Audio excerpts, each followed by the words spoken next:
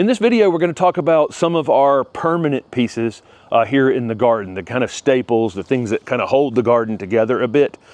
And then there's some percentage of our garden here that is kind of experimental, that we change out each year. It includes part of the vegetable garden, part of our annual spaces, some of our perennials. Even there's probably a few shrubs out here that we're just kind of trying because they're, we're on the southern edge of them or the northern edge of them or whatever. So there's some experimental space in the garden. And I think you got to kind of know yourself as a gardener, possibly where you are in life. If you have young children or you're, busy at parts of your life that you're not going to be able to, have spaces where you're going to be able to, those experimental spaces are a little more maintenance. We'll talk about that in this video and require you to switch them out and that kind of thing. So people are going to have different portions of their space, to be changeable and that kind of thing. I do recommend that there's some space that you do this because it can really change the garden, to be able to change colors and change something out year to year. But again, we have lots of things in this garden. I would say over 70% is just our permanent landscape pieces, shrubs that we like, small trees that we like, conifers that we love because we loved having lots of conifers here in the garden. One of those permanent pieces here is this golden Oakland holly. And you just see how perfect this thing is. It's actually in quite a bit of shade. It will take full sun and probably would have a little more color on it if it had a little bit more sun on it. But I've pruned it one time because I had a leader up at the top, and you might be able to see that now. I got another leader up there that's about 2.5 feet above the plant. So I'll cut that back just a hair next year. That's the only thing I've pruned on it in 4 years. Has it been here 4 years now, probably? Yeah. That's it. So it's a really, really great piece here in the garden. This will berry, and actually right now it would have berries on it. Probably wouldn't be colored up quite yet, but they'd be green on it. But again, it's in a little too much shade. So if I had this out in a little more sun, it would have flowered better, would have fruited better, but don't really need it to. But it's a perfect backdrop piece to some perennial borders, annual borders, other things that we have that we change out on a year-to-year basis. I think this bed exemplifies our garden here, where part of it's experimental and part of it's permanent. We have the little annual border right here along the edge that is pentas and some sun patiens and coleus back here that will be switched out, on a year-to-year basis, right there along the edge. Okay, this is stuff we can start from seed in the house, or if we can find them in a 4-pack or a 6-pack or whatever to switch out. Directly behind that, I actually have a Colorado blue spruce, and it's a little bit hot here to grow a blue spruce, but it's done okay. But it is something, we're playing with. We've got it in a little bit, its roots are shaded, so it's not under the kind of stress. Now, it's not as blue as it would be. I mean, if I had it, it would prefer to be in more sun, but if I do that, then it's going to heat stress it and it's going to cause a problem. But so, again, experimental little space here.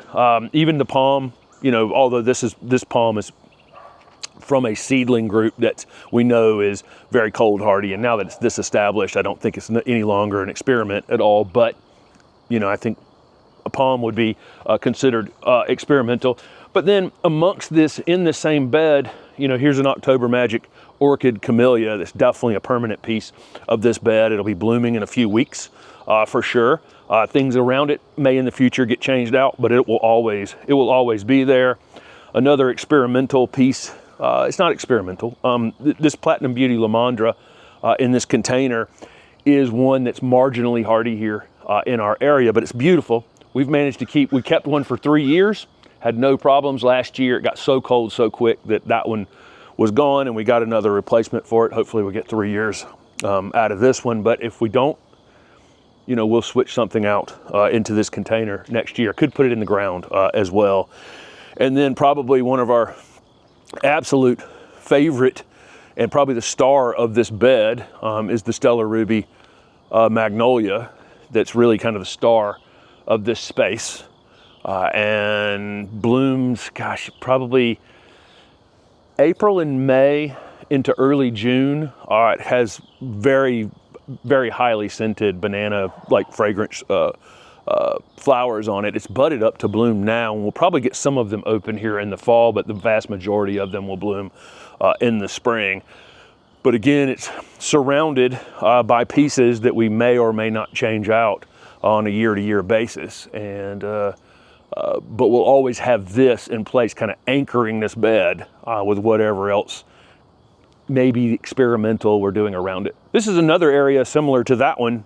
The Golden Falls Redbud is definitely kind of the tall piece, that's the centerpiece here, just like that Golden Oakland Holly was, or that Stella Ruby Magnolia, where you have something that's kind of the thing that holds the bed together. But then a lot of our other permanent pieces are smaller and basically no maintenance. You know, the Purple Daydream Loropetalum is a great example of that. This thing blooms in the spring and it's budded up right now. Here we are just flipping over into September, and I can see it about to start flowering again. Won't flower as heavily as it did in the spring, but it'll flower this time of year. But it's just, you know, maybe once a year I'll cut a crazy limb here or there off of this plant, and I don't have to really think about anything else on it. There's a Miss Lemonabilia behind it that would also fit that category as well, of just compact, low, evergreen things that we don't have to maintain. We'll experiment some, again, with conifers. That we've seen the Colorado blue spruce over there already, and we have some small pines and other things in here that's a little hot for.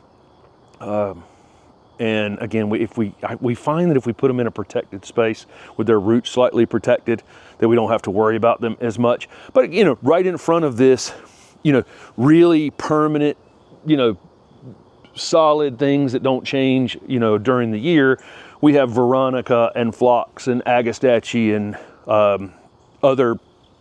lots of other perennials, Agapanthus, some grass-like plants that are evergreen, but maybe they have to be cut back in the winter time.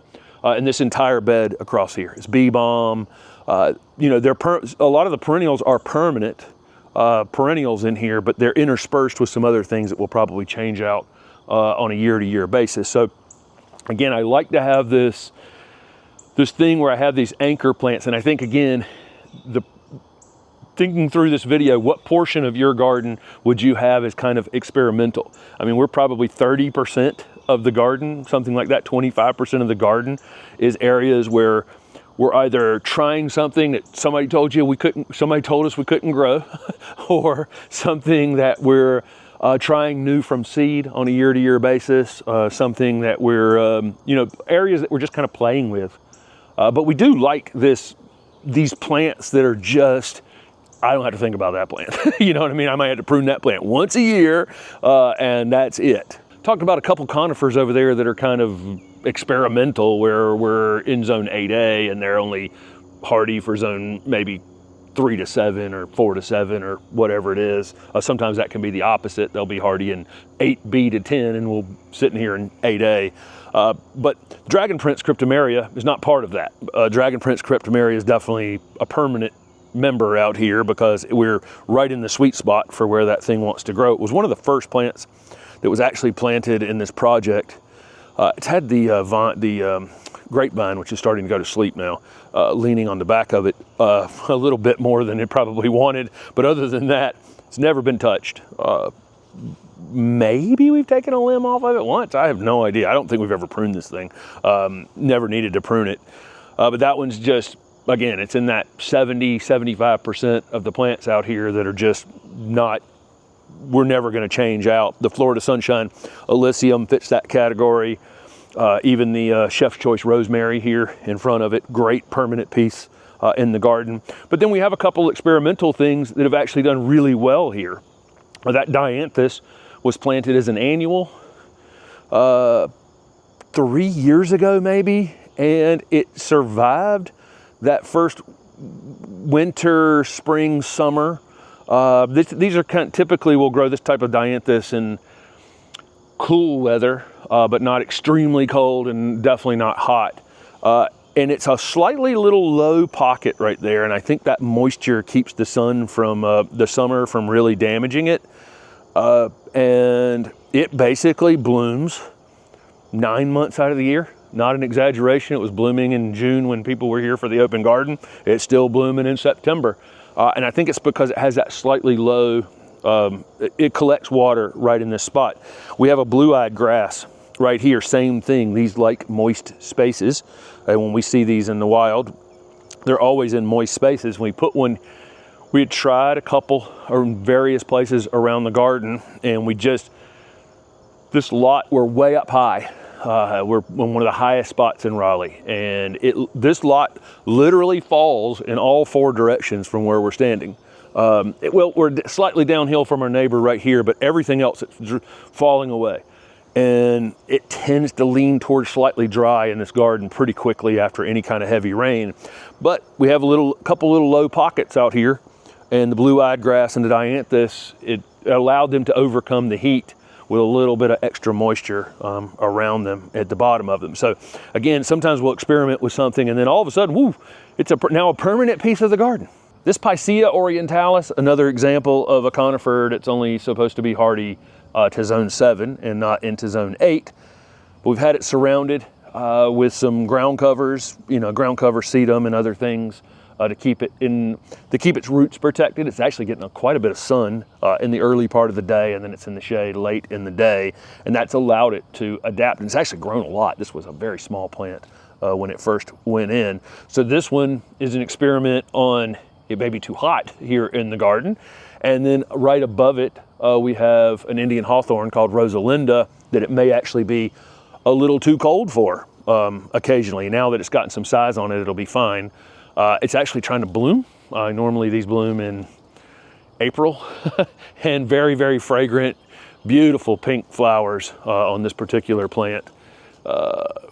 Absolutely one of our favorite plants in the garden. We had to protect it the first couple of years. So one of the things as we're talking about experimental plants is a lot of times it's just time.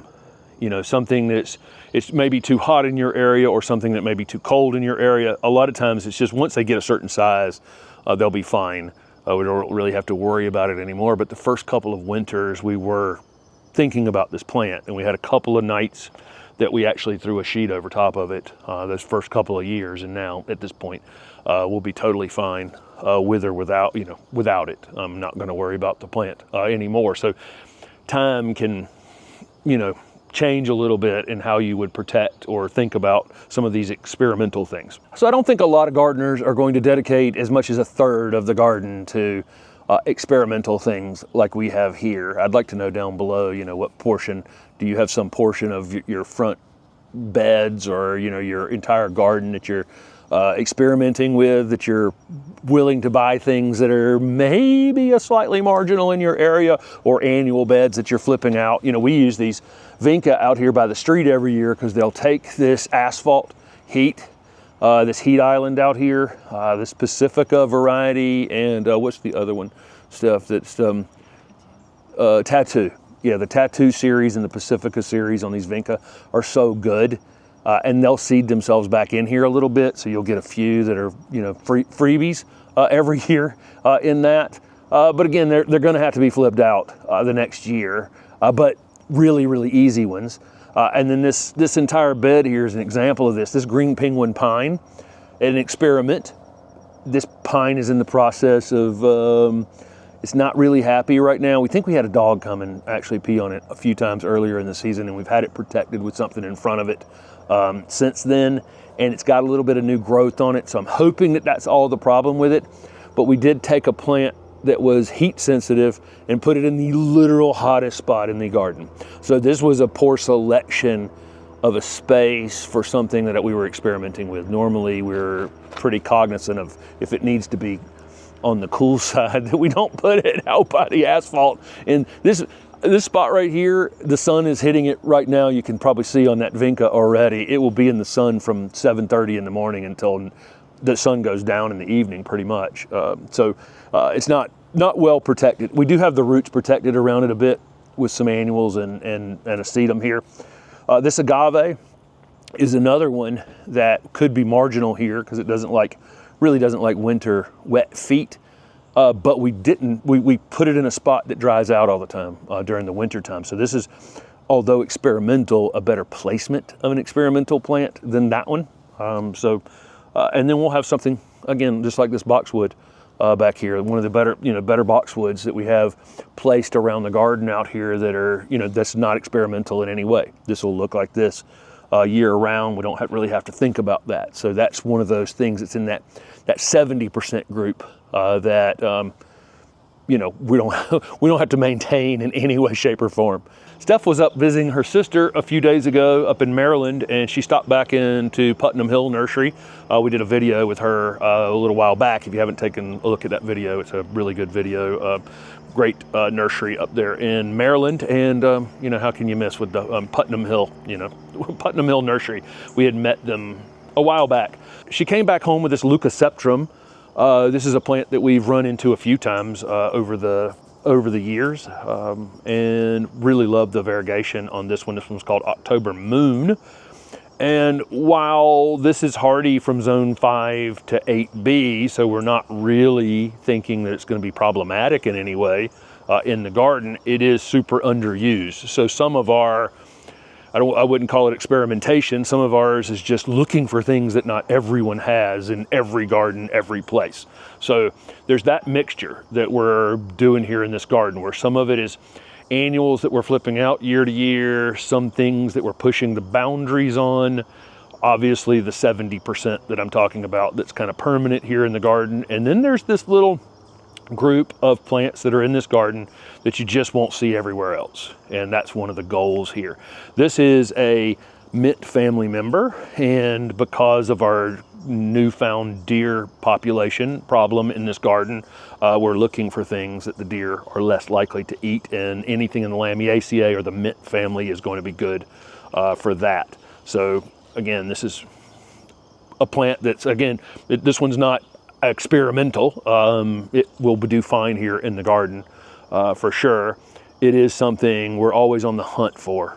Something that somebody doesn't have and everywhere, and something new that we can point out here on the channel. That's part of that as well, because we're always trying to, we're teaching.